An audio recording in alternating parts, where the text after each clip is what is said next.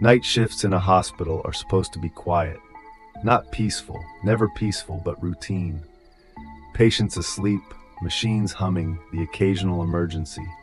The kind of silence that makes you hyper-aware of every sound, every flickering light, every distant shuffle of footsteps.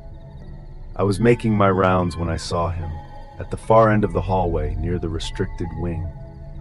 A man in a doctor's coat, standing perfectly still, his back partially turned. He was too far for me to make out his face, but something about him felt wrong. Doctors didn't make rounds in that section at this hour. That part of the hospital had been closed for renovations, and Yeth was there. I hesitated, but duty overrode hesitation. I took a step forward, then another, and just as I was about to call out to him, he moved. Not towards me, not away. He stepped into the darkened hallway and disappeared.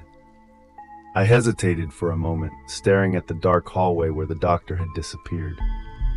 The restricted wing had been shut down for over a month. Renovations, they told us. Water damage, old wiring, structural issues, whatever the reason, that section of the hospital had been sealed off. No patients, no staff, no one was supposed to be there. And yet, I had just seen someone walk in. I glanced around.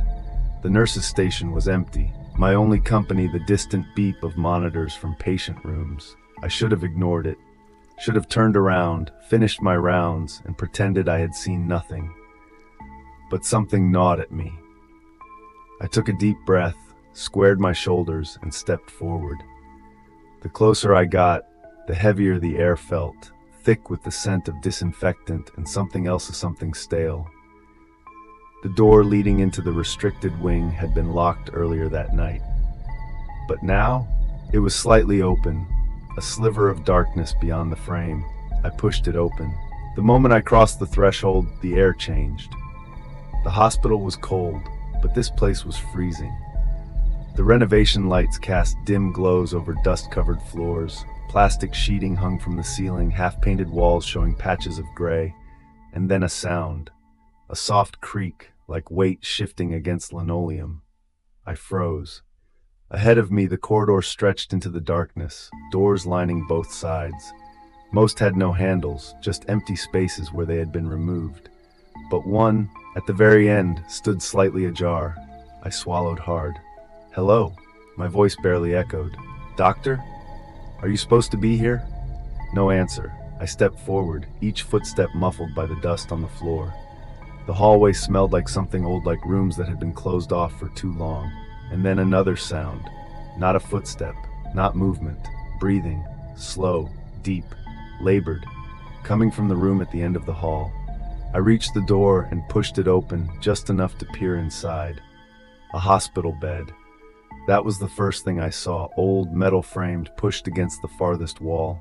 An IV stand, yellowed and rusting, faint traces of dried blood on the sheets. And in the middle of it all, a clipboard. I stepped inside, my pulse hammering, and picked it up. Patient name unknown, date of admission redacted, status pending.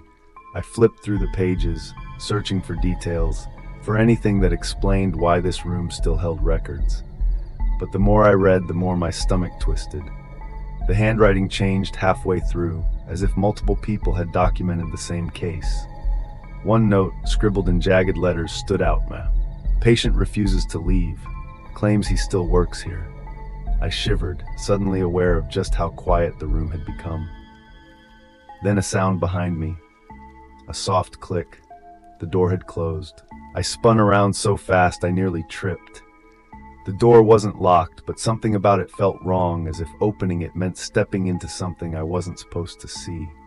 I reached for the handle, and then footsteps. Slow, deliberate. Just outside the room.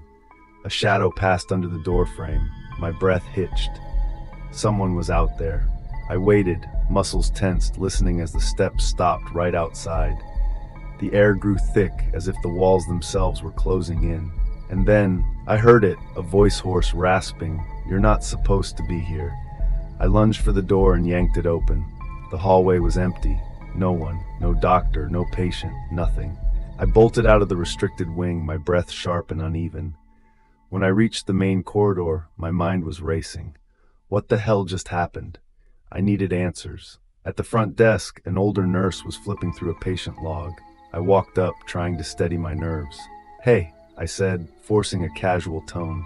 "Did anyone go into the restricted wing tonight?" She frowned. "No. Why?" I hesitated. "I thought I saw someone." A doctor, tall, wearing a lab coat. He walked inside. Her expression shifted, something between confusion and concern. "We don't have any doctors on shift that match that description." My stomach dropped. "Are you sure?" She nodded. "The only one who used to work that wing was Dr. Ferreira." My pulse slowed. Okay, maybe it was him. But then she frowned. "That's not possible." A cold feeling crept over me. "Why?" She hesitated, then sighed. "Dr. Ferreira died last year. Heart attack. Right there in the restricted wing." The room spun slightly. "You're joking?" "I wish I was." She shook her head. "They found him collapsed in one of the old rooms. He was still holding his clipboard." I felt my throat tighten. "Which room?" She flipped through some old files, then pointed at an entry. Room 43. The same room I had just been in. I didn't finish my rounds that night. I left early, stomach churning, unable to shake the image of the clipboard in my hands, the patient file left unfinished. The next night, I avoided the restricted wing altogether. But when I walked past the entrance, I froze. The door, which had been locked shut, was slightly ajar again. And inside, in the darkness beyond, I saw a figure, standing still, watching me. I blinked, and he was gone. But when I turned to leave, my radio crackled to life. A single phrase came through, distorted and broken: "Finish your rounds."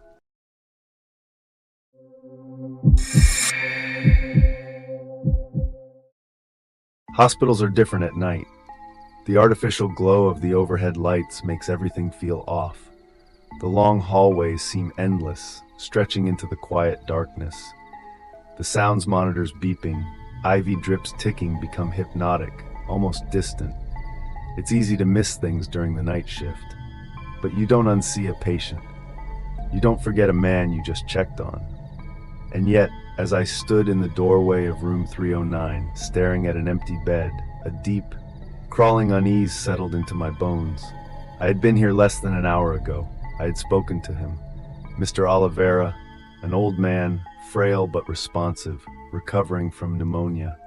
I remembered his shallow breathing, the way his fingers trembled as he gripped the blanket, but now he was gone. No IV drip, no discharge papers, no sign that he had ever been here at all. At first, I assumed it was a simple mistake. Patients get transferred all the time. Maybe a doctor had moved him and forgotten to update the system. So I went to check his file, except there was no file. His name wasn't on the patient list. His vitals weren't logged. The bed was marked as vacant. I frowned, rubbing my temples. This had to be a system error. I turned to my coworker at the nurse's station. "Hey, what happened to the patient in 309? She glanced up from her notes, confused. "What patient?" "Mr. Oliveira," I said. "Elderly, pneumonia case. He was here last night." Her confusion deepened. 309 has been empty since yesterday." I felt my stomach tighten. "No, that's not possible. I just checked on him an hour ago." She gave me a look, half concerned, half skeptical. "Are you sure you're not mixing him up with someone else?" I was sure. But something about her expression made my skin crawl. She wasn't lying. I tried to stay calm. This had to be a mistake. I pulled up the paper logbook, the one we kept as a backup in case the digital system failed. I flipped through the pages, searching for my own handwriting. But when I reached the section where I should have written his vitals, his progress notes forward, the page was blank. My pulse pounded in my ears. I knew I had written in this book. I remembered logging his oxygen levels, adjusting his IV. But now, there was nothing. The entry before it was there, the entry after it was there, but his, gone, erased. I felt something icy slide down my spine. I needed proof. I logged into the hospital's security cameras and pulled up the footage from earlier that night. I watched myself walk down the hallway, clipboard in hand, stopping at room 309. Opening the door, I hit play. I watched myself step inside. I saw myself checking the IV, adjusting the oxygen mask, writing notes in the logbook. But the bed, it was empty. The footage showed me treating an empty room. I felt the air leave my lungs. I knew I had seen him, spoken to him, treated him. But according to the cameras, I had been alone the entire time. I pushed away from the desk, my hands shaking. My colleague looked over at me. "Are you okay?" she asked. I opened my mouth to answer, but then I heard it. A faint rustling sound, like the shuffle of hospital slippers against the floor, coming from the hallway. I turned my head slowly, pulse hammering in my chest. The corridor was empty, but the sound continued, soft, deliberate footsteps moving toward room 309. My breath caught. I stood up, gripping my penlight, and stepped out into the hall. The sound stopped. The air felt thick, heavy, wrong. I reached the door to room 309, my fingers trembling as I pushed it open again. This time the bed wasn't empty. The sheets were pulled back, and on the pillow, in the center of the crisp white linen, was a single oxygen mask, still damp, as if someone had just been using it. I ran to the laundry room. If his bed had been changed, if his sheets had been removed, there had to be some evidence left behind. One of the staff looked up as I burst in, breathless. I tried to keep my voice steady. "The sheets from room 309, where are they?" The worker hesitated. "That's the weird thing," she said. "That bed was made fresh earlier. But when we collected laundry tonight, there was an extra set of used sheets." I swallowed hard.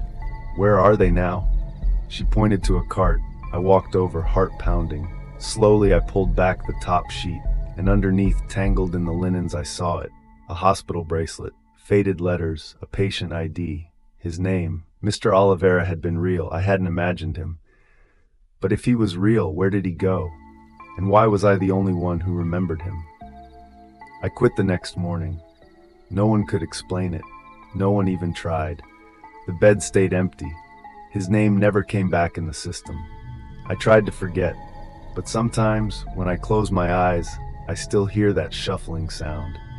And every time I wake up in the middle of the night, gasping for breath, feeling like my lungs are filling with fluid, I wonder, what if I was never supposed to remember him? Or worse, what if he's still here, watching, waiting,